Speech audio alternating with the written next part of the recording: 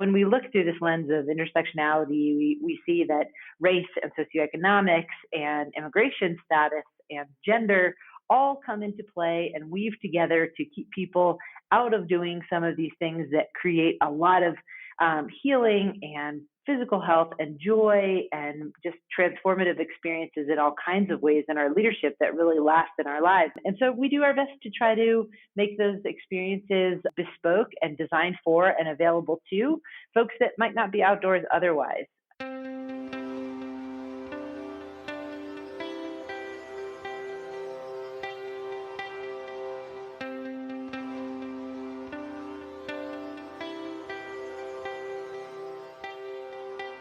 You're listening to Relish This, the Purpose Marketing Podcast. Here's your host, Stu Swineford. Hey everybody, Stu here. My guest today is Sarah Murray, and she is the Executive Director at Women's Wilderness. They have a mission to support girls, women, and LGBTQ plus people in accessing their power and improving their health through outdoor community and the connections that you can build in outdoor spaces. Today, we talked a lot about how to leverage their list to get more information and to get a good understanding and buy-in to what Women's Wilderness is trying to accomplish in this crazy world in which we live.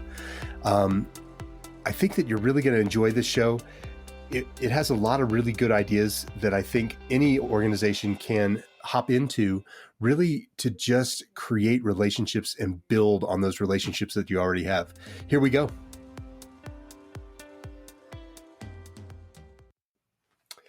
Hi, Sarah. How are you today? I'm well, thank you. How are you doing? I'm hanging in there.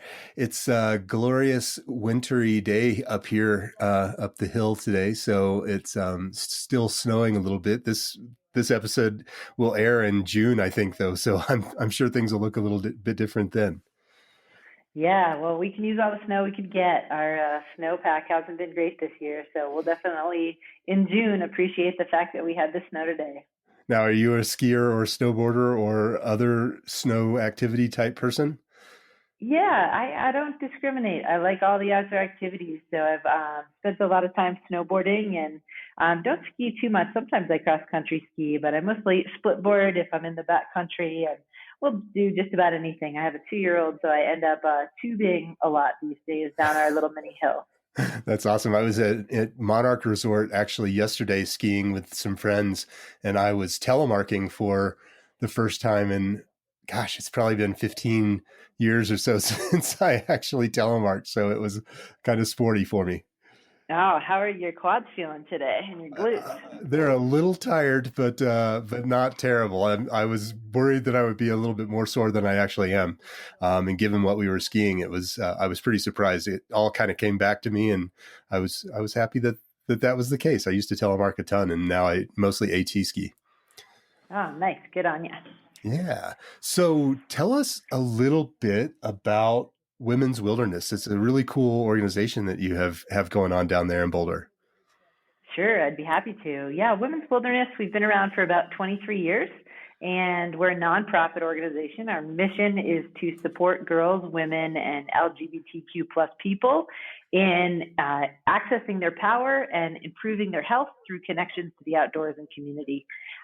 So what that means practically is we take a lot of folks outdoors, especially folks that are queer or girls and women, to rock climb and backpack and canoe and do all kinds of different activities.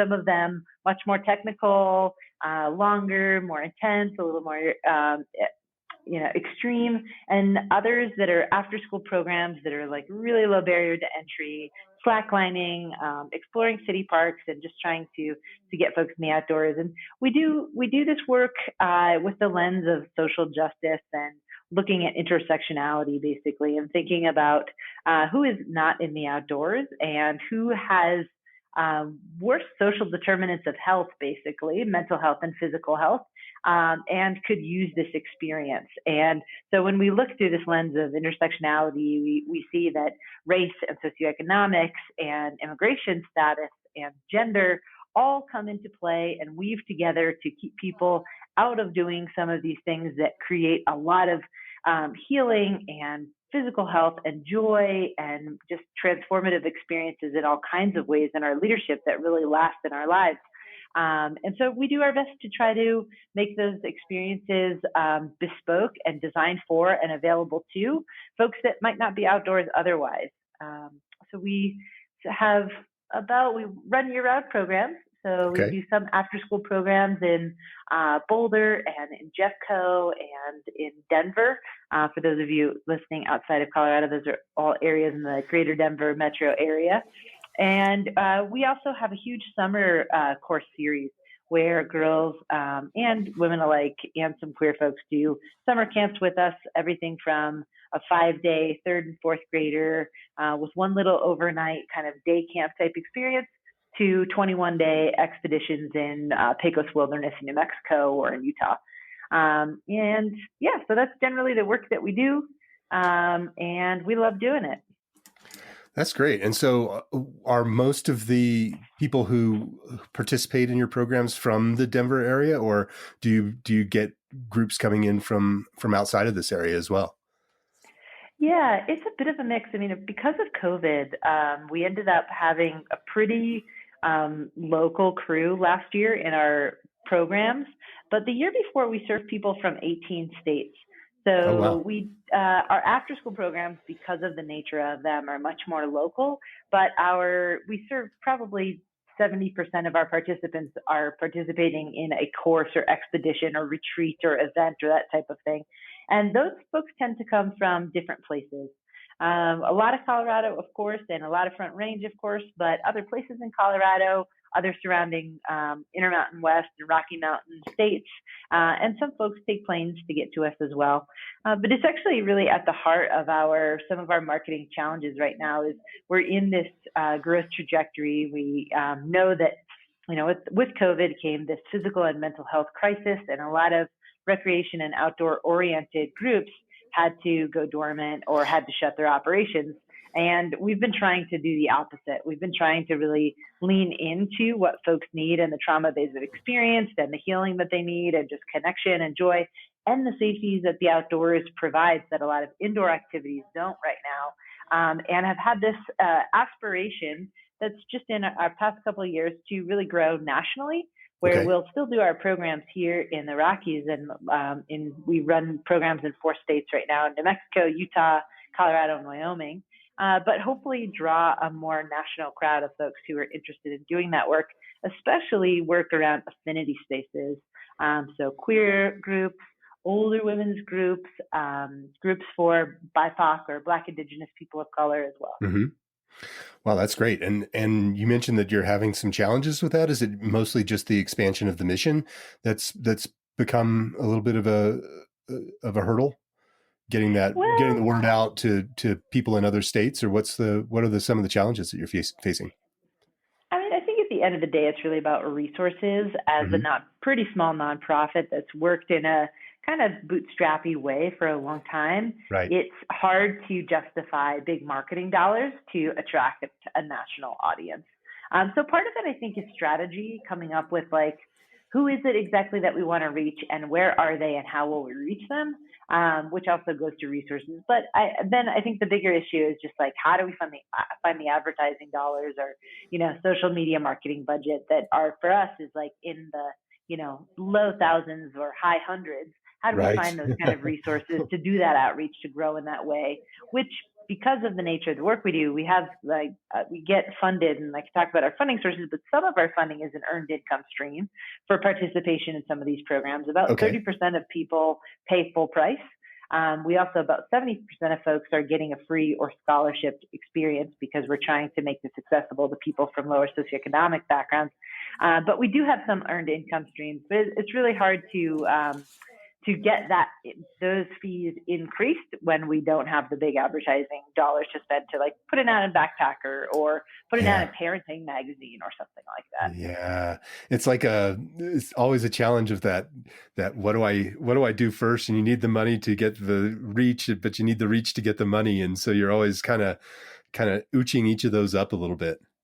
Exactly. And how big of a risk do we want to take and what will the return be? And so we've had for the past 5 years, we had a part-time marketing person that was doing both marketing and kind of community outreach. So just Mhm. going to schools and the ground game basically associated with getting folks to participate in a program like this. And so we invested in a full-time marketing and outreach person Okay. almost a year ago now, and that's been great. Their name is Anna Gablikian, and they came from the private sector and worked at Craftsy and really understand, I think, some of the strategies behind what we're trying to do.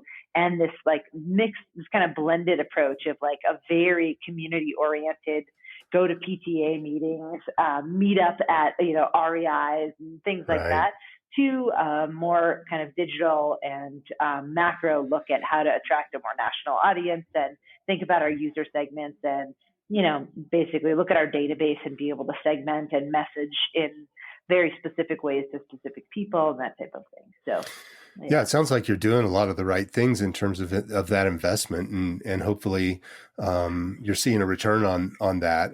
Obviously, investing in people is an investment as well. So it sounds like that's kind of the first big step. So I'm glad to hear that you're on that path.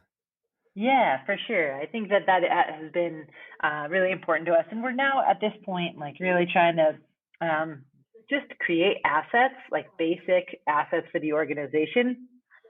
We had a rebrand that was done by a pro bono rebrand by a group in Portland called Struck, Okay. and it was great. And they created amazing branding materials for us. But now it's like taking that brand and putting it into regular posts on social media and a Mhm. website that's super compelling and easy to navigate. So that's been the work that we've been doing now to just like try to set foundations, and then I think we can get into some more specific campaigns around certain days or certain groups or ways in which we slice and dice our offerings to make them more attractive to people. Gotcha. Yeah, I heard a couple things earlier where you were talking about the who, the where, and the how of the people that you are hoping to engage with. Have you done that research? Do you know kind of who those people are that'll feed both that 30% who are paying clients as well as the 70% that get some kind of scholarship? Yeah, we have done some kind of rudimentary work around that. It's so diverse. When you talk about girls, women, Hmm. and queer folks in the US, you talk about 50, probably 5% of the population or something like that, somewhere between 53 and 55.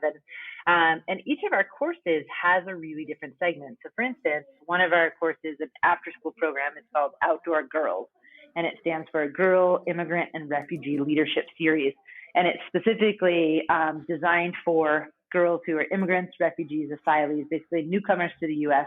who are living in Denver. And to how we attract those girls to this program is really very different. I mean, so our materials have to be available in in Swahili and in Right. Karen and in all kinds of different languages, and of course in Spanish. And we're often talking to their parents who are gatekeepers to their participation. And so that's a very different conversation than, say, one of our courses is Intro to Trad Climbing. So this Okay. is for women who are looking to transition, or non-binary folks who are looking to transition from just like gym climbing basically, or top roping, to Hmm. trad climbing and want to learn the basics. Like that demographic is typically a middle to upper class white woman who often doesn't have maybe a climbing community to teach her that thing, and so she wants to get some support and get some lessons in that. Right. So really different. And then on the other hand, we have like our Trailblazers program, which is for Black, Indigenous people of color, women specifically, who are interested in learning basic outdoor skills, backpacking, lighting a stove, navigation, that type of thing. And so for how we are reaching women on that are BIPOC nationally, that don't have a socioeconomic designation, it's not a specific age designation. So we're really kind of broad in what we do.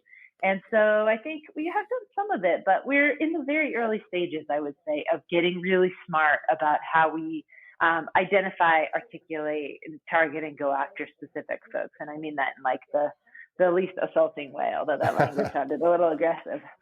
No, it's okay. I totally understand where you're coming from there. And it is a real challenge. you have a real diverse set of audiences that you're trying to reach, as well as it sounds like a fairly wide range of services that you provide in terms of skill level, perhaps. So that, kind of further complicates things. And when you start looking at that matrix of all those people with all those different levels of activity, it can get a little daunting. Have you done much segmentation either with your lists or try to get people to kind of self-select on the site in any fashion? We have not on the website. So, I mean, to a certain degree, I think when someone signs up for a course, we know, like, if you sign up for a queer course, you identify as queer or BIPOC or a certain age group. So there is some segmentation that we have for participants, but that's like kind of the bird in the hand, I guess.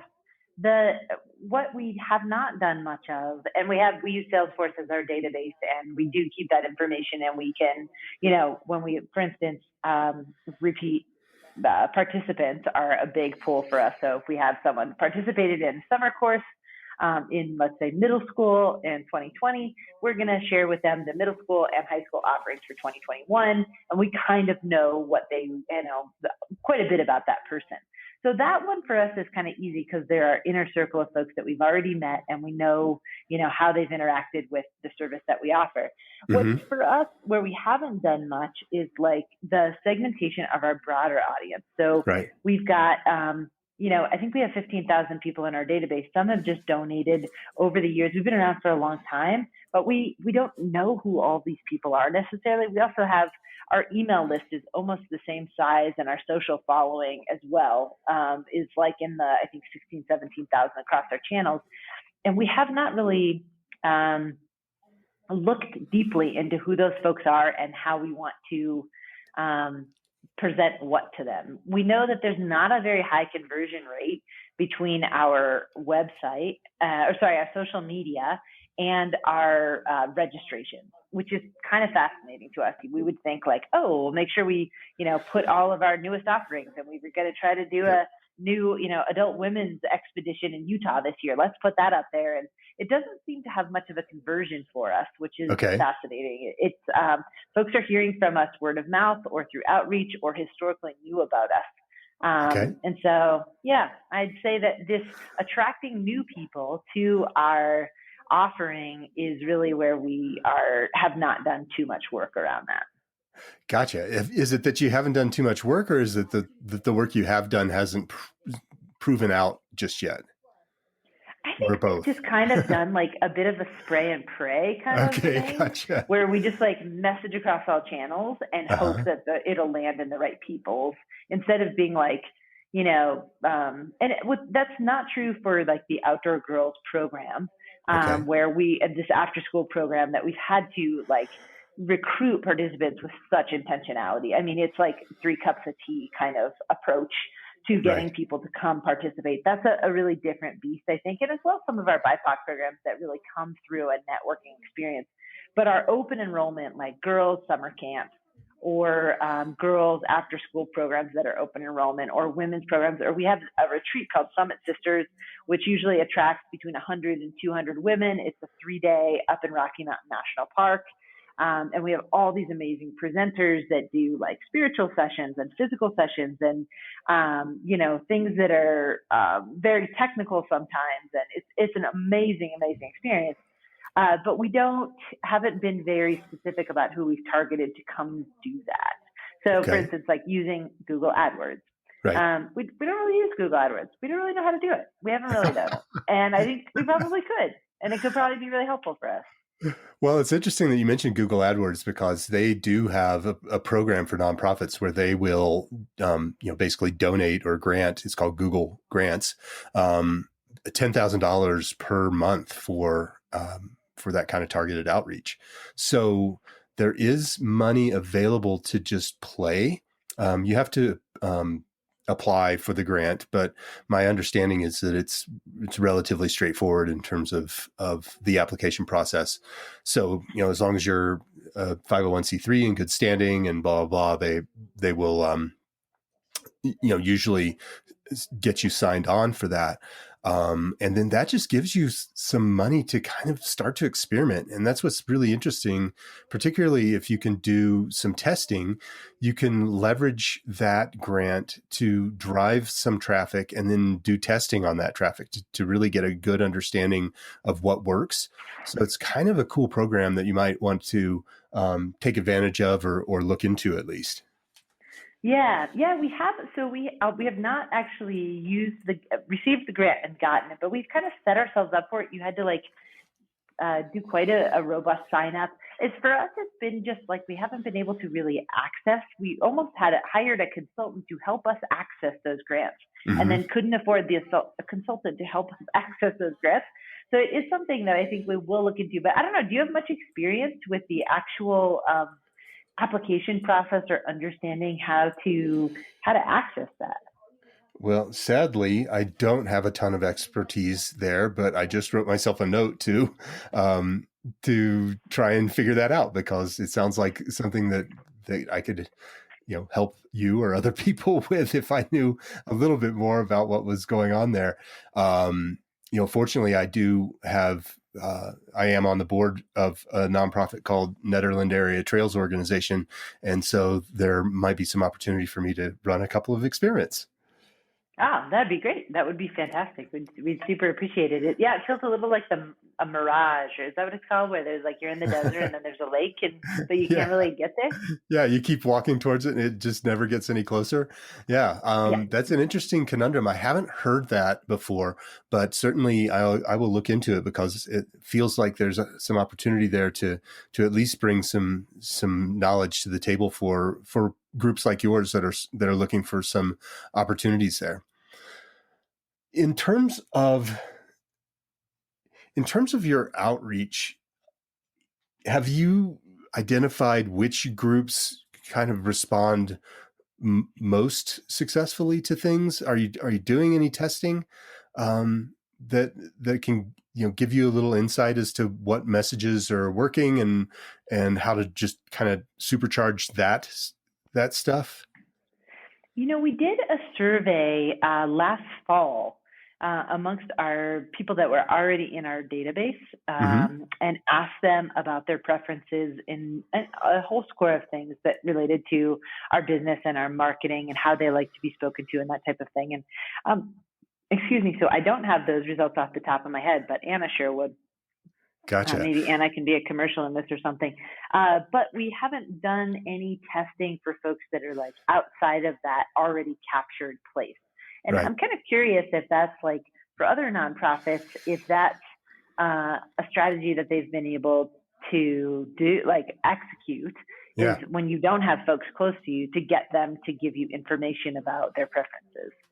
Yeah, so that's a really great question. And it actually leads to kind of an observation that we've made, where people do like to help provide information to nonprofits and other organizations that they feel like is maybe giving a little bit of help. People like to help out. And then what that can lead to is really a lot of great strides in relationship building. So simply by reaching out and asking someone their opinion and maybe providing a 3-question survey or, something that the bar is pretty low on, it cements you in their mind as someone that they can help. But then it also starts to spawn this question about whether or not you can help them, because most relationships are give and take. Most relationships are two-way. Whenever you've had a one-way relationship, I'm sure it hasn't felt very good, even if you were on either side of that, right? You're kind of like, well, why isn't this person giving back, or why am I always taking? So really leveraging those opportunities, and it sounds like you have a fairly decent sized contact group in terms of your social media. It sounded to me like you had about 16,000 or 15,000 people that are kind of following you. It certainly would be worth, just reaching out, if only to just start that conversation and start that back and forth. I think that that really trying to create those opportunities for dialogue is a great way to just get us conversation started. You'd be surprised at how many people will give you an answer to a survey, to some survey questions. And then when you follow up and thank them and give them maybe another question that, what are the programs that you might be interested in, all of a sudden you start a conversation, which leads to a really strong relationship. And how are folks doing that? Are they doing them just like very tactically? Like, is that happening on Instagram or is that happening on Facebook? And what kind of tools are they using? Yeah, it depends on the audience. You can run polls on certain platforms.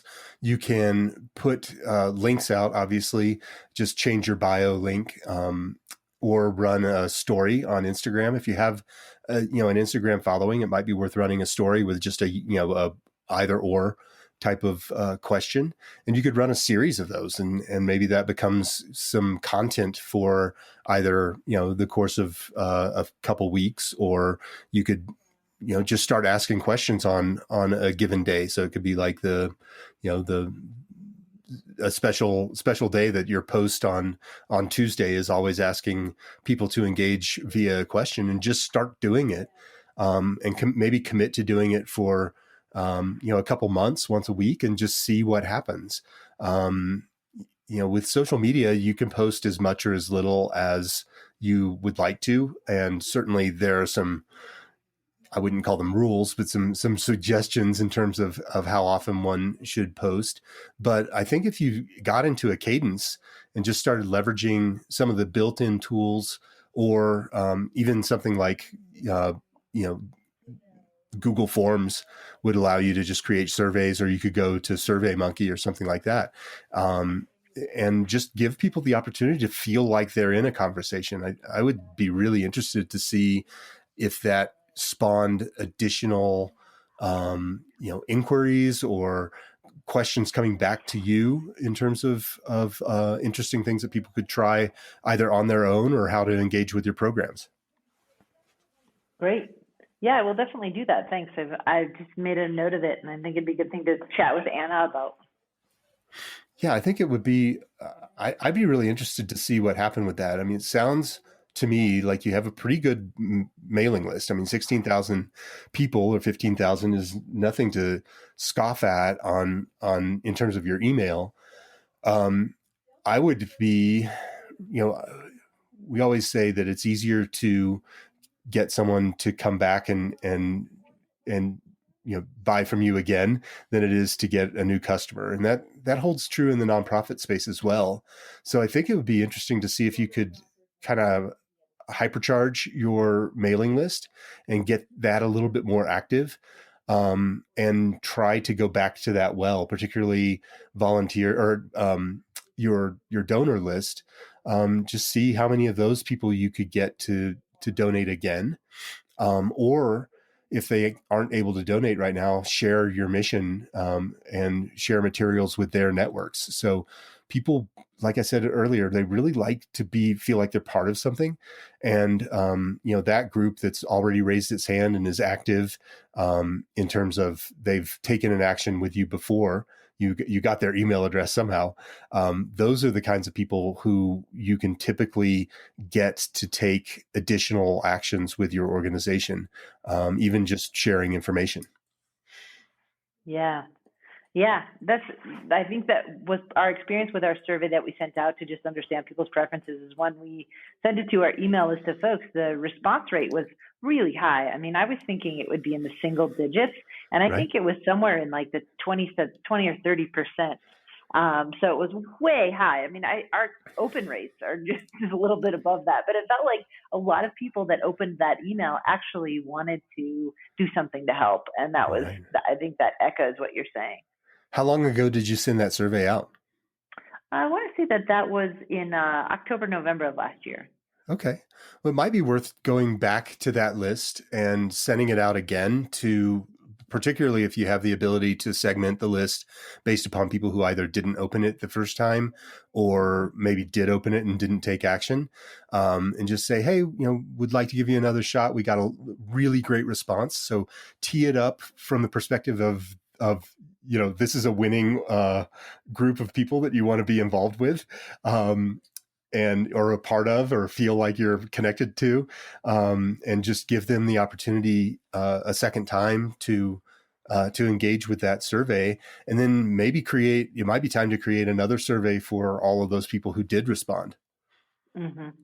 Yeah, one of the things that I'm really curious about is the organization has been, over the years, we've always been a gender-informed organization, and we have worked to try to create opportunities for folks that are not just girls and women, but are girls and women that have some other non-dominant identity in a way, which is not exclusively the work we do, but that is a piece of it, because we've, from very early on, understood that Latina girls in our community are not going to be out climbing unless there's some special provision that's made, because it's basically the racism and misogyny in rock climbing and in the outdoor industry and in our town in general, or this area, but also having to do with the cultural expression of outdoors of folks that are Latina or Latinx is, often how you access the outdoors looks really different, and rock climbing might not be part of that experience. Mm-hmm. That being said, so we have this history of doing social justice work. We have this large base of people that have participated with us, that have donated for us, that have worked for us, that is probably a majority white. I don't know for sure, but I'm going to say that I'd say at least 70% white. And I'm really curious about, so in the past 3 years, we have kind of doubled down on our social justice work and been like, look, in the context of this country at this moment, what we really need to do is we need to look at folks who are experiencing these complex discriminations and marginalizations. And so we've really, intensified, I'd say, our focus on folks with these complex discriminations. That being said, it's not, and we still do lots of open enrollment programming, but we've been doing things like issuing statements about our anti-racism work, or today it's top of mind, that's probably why I'm thinking about it, is, we've issued this statement around violence and violence against women, and in response to the shootings in both Atlanta and the shootings in Boulder that just happened, and basically showing our support for our community here in Boulder and talking about justice and our ability to live free from violence as people, and also recognizing the Asian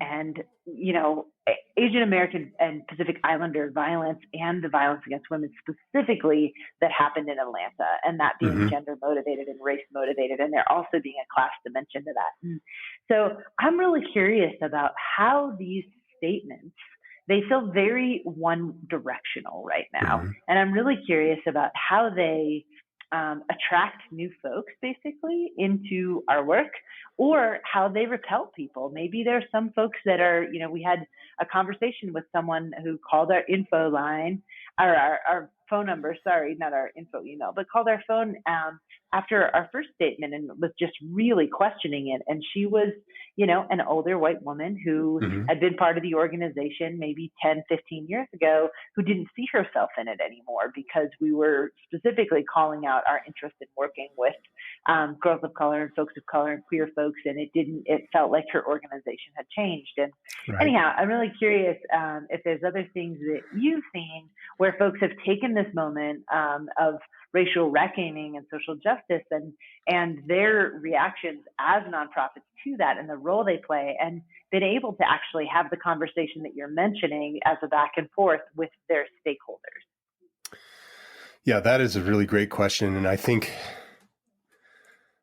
that there are obviously there's particular challenges that we have to face in that space as we're making statements, with the understanding that we're probably not going to appeal to 100% of the people 100% of the time. And there usually is a vocal minority on either end of that bell curve that, feel compelled to reach out. And so unfortunately, what we tend to hear are either, the people who are on the hated it side of the bell curve, or the people who are on the loved it side of the bell curve. and don't get a really great finger on the pulse of that, that beefiness of the bell curve, which represents the vast majority of our stakeholders or our constituents.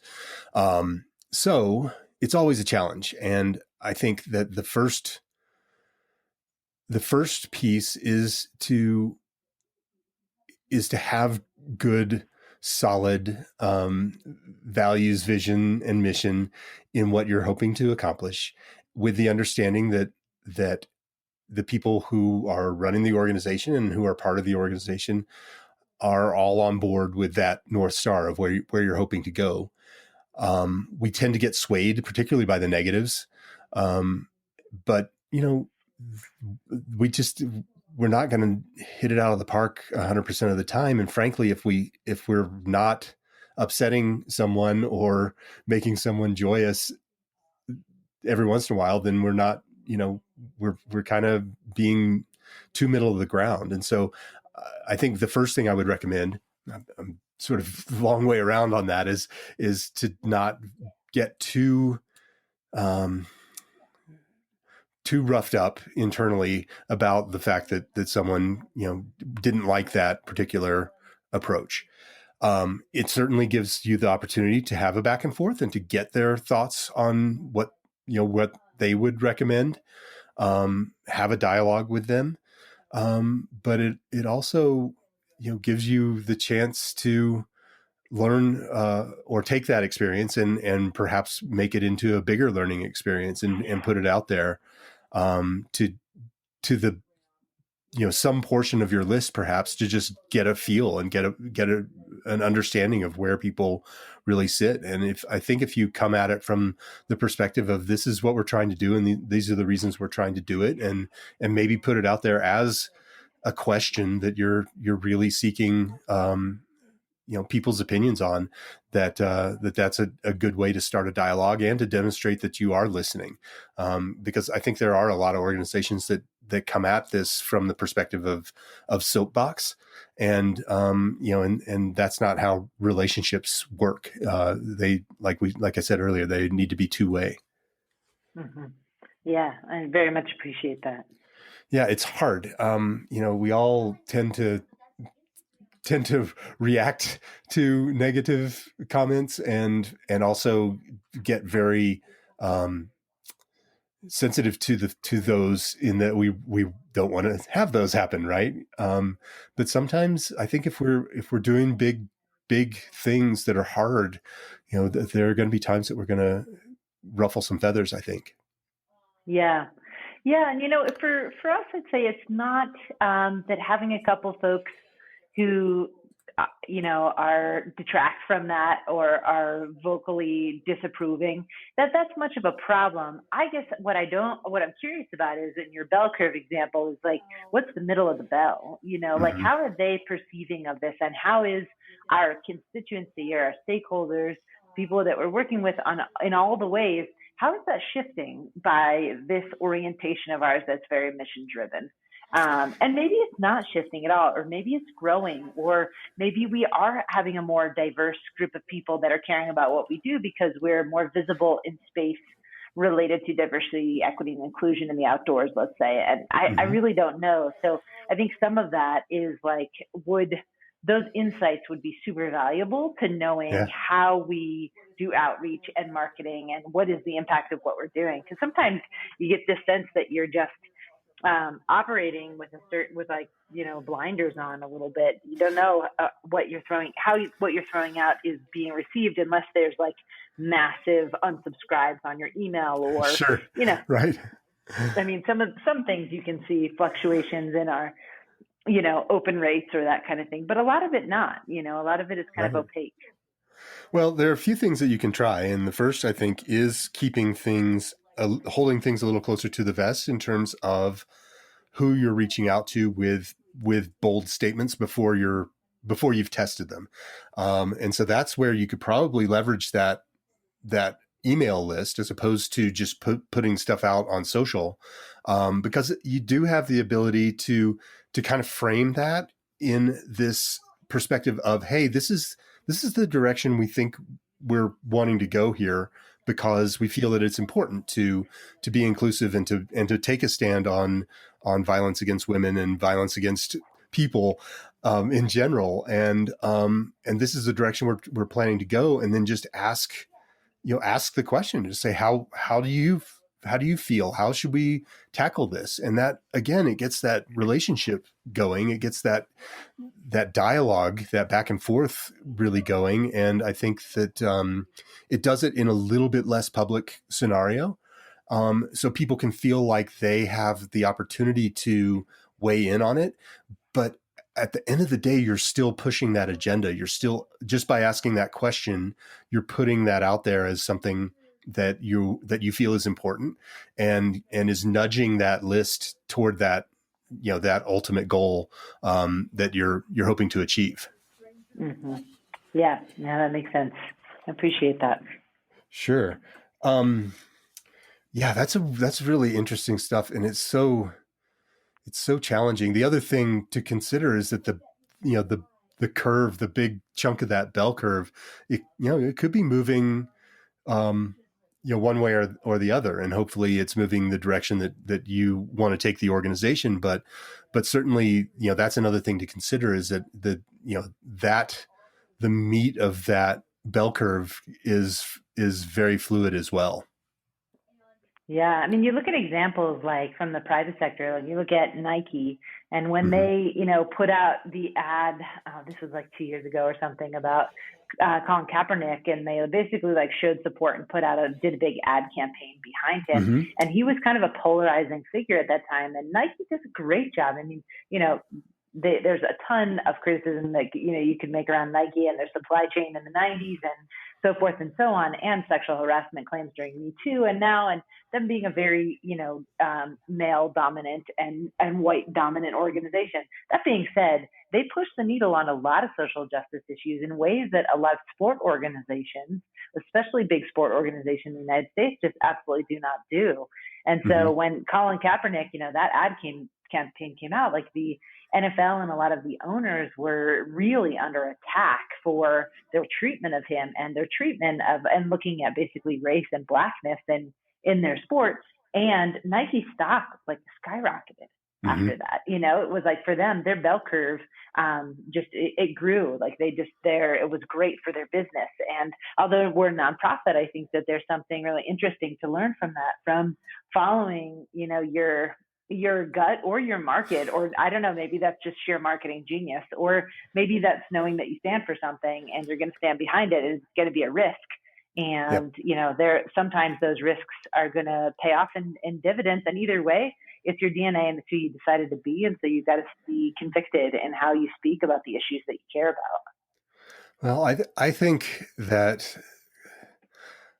more companies have had success when they've taken stands than when they haven't. And certainly I think that one needs to have a good understanding of the target audience before you take a stand, because certainly we could, Nike could have certainly taken a completely opposite stand, and it would have been interesting to see what would have happened there. So I think that as long as you're coming at things from an authenticity standpoint, or a position of authenticity and a position of passion, and that you have done that work that identifies what your values are and your vision, so that long-term vision of how your organization fits into the world and how it's going to be a better place due to all of the great activities that you're up to on a daily basis, and then the mission, which are those day-to-day activities that drive toward that vision. As long as you're solid on that and have communicated that and are taking steps that feel and that are aligned with those kind of guiding principles, I think that in the end, you're going to come out ahead. When people tend to get in trouble is when they get wishy-washy about it, and when they either take a big stand and then back off from that, or they, fail to take any sort of stand at all. So they just feel very center of the road and people like to be a part of a movement in a lot of ways. And I think that it's, if your heart's in the right place and you're driving toward those ideals that you've defined as part of your organization, I think you're going to win. Yeah. Yeah. I sure hope so. I feel that way as well. I'm just taking a couple notes here. I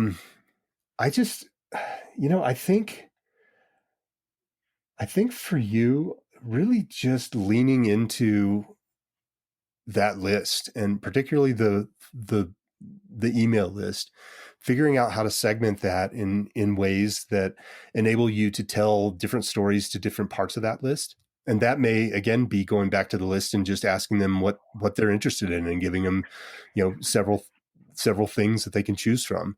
But figuring out how to get this diverse audience into slightly smaller buckets to which you can actually really start to have conversations is going to benefit you on a whole host of levels. I think you're going to see more people sharing that content, more people really standing up and saying, I want to be a part of this, and also people engaging in the services you provide.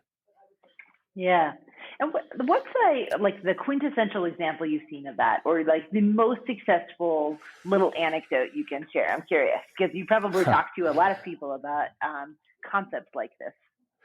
Well, one that I've talked about in the past, and I hate to use the same example all the time, but they stand out to me for a lot of reasons, and that's Patagonia. And I remember back in the day, Patagonia got derided as Patagucci, and people said, "Oh, this is really expensive, and and it's just for yuppies or what have you." And maybe that's still going on. Maybe I'm just hanging with the wrong group, and Patagonia still gets derided in that way. But it feels like to me that that attitude and that assessment of that business tapered off pretty heavily when Patagonia really leaned into their environmental stance. And as soon as they started taking really big risks in terms of just taking a solid stand on their position in terms of the environment. And I'm not going to suggest that Patagonia is the perfect company out there or anything. I haven't worked for them. But, I imagine that they have, problems like any large organization. But as soon as they really started leaning into that idea, I feel like the attitude around that kind of Patagucci label just fell off, and people started saying, you know what, these guys are willing to put their money where their mouth is, or wear their badge of environmentalism in such a way that I'm willing to support them with my dollars, understanding that it may cost a little bit more, or maybe a lot more, but I want to be part of that movement. And I really do feel like that transition happened when they finally just went for it in terms of their stewardship. Yeah, I agree. I think those bold moves, I think Patagonia is a great example. REI and Black Friday, and closing doors on Black Friday is another one of those examples that I think is almost counter intuitive that it would drive more sales because they took an intense stand. And I respect those plays for sure. Yeah, I think, particularly when you take stands that feel like they're against where you should be in terms of, Patagonia's ad that everyone mentions, they certainly did some really big things on Black Friday as well, in terms of shutting down and then donating all of their revenue. And, they did some really cool things to kind of bolster this idea of community and environmental stewardship. But, when they took out the ad that was, basically don't buy this jacket ad, that was a big shift as well. And that was a little more recent than them jumping on the environmental wagon. But, you think, well, Patagonia is out here to to sell me more jackets? Why are they advertising to, repair the one that I have? And, they've really seemed to have stood by that ethos. And I think people like to be, buddied up with organizations that are willing to take big stands. Yeah, especially when it's in an authentic way. I mean, Mm-hmm. you hear Yvon Chouinard and he says, like, we're in business to save the planet or something like that. Mm-hmm. Like, that is literally how they define as an organization. And there is a certain authenticity, but there is a hypocrisy. I don't know, hypocrisy is not the right word, but there is a conflict in a multinational market-driven company that's like selling clothing and also at the same time is trying to do this deep environmental work. And I think at the end of the day, it's that do no harm. It's to get to a place of zero where we're not negatively impacting. And that is a bit of a different proposition than I think nonprofits who come out with the idea that there is a net social or environmental benefit to them being there, not just to do no harm, Which isn't to say that nonprofits can't do harm. I think that there's plenty of opportunities for all nonprofits to do harm as well, even with the best intentions. Yeah, and I think that's a really great observation. I think that nonprofits have some additional challenges that they need to continue to try to overcome. I mean, at the end of the day, if I'm going out and I've decided I need a new jacket and I'm going to make that purchase, the reward that I get comes after the sale, right? Like, I feel good about this because I got a thing in return for that value exchange of money, where with a nonprofit, really the reward happens before that sale. And so you have an immediate fall off as soon as you've made that decision. And then the hard part comes because you have to actually part with your money. So talking about donations, for example. So there's this additional friction that nonprofits have to overcome to keep people motivated after they've reached the point of enthusiasm about an organization, and then they want to participate in some fashion. And so it's just an added level of, like I said, just friction that nonprofits have to overcome that for-profit industry leaders or businesses don't have to contend with as much. Totally. Yeah, that really resonates. And I have really enjoyed our conversation today. I know you need to get going, and I just want to thank you for being on the show. How can people find out more about Women's Wilderness? Oh, they can do that by following us on Instagram or Facebook, Women's Wilderness. We're pretty easy to find. And going to our website. We have a new website that's actually launching next week, and it's womenswilderness.org.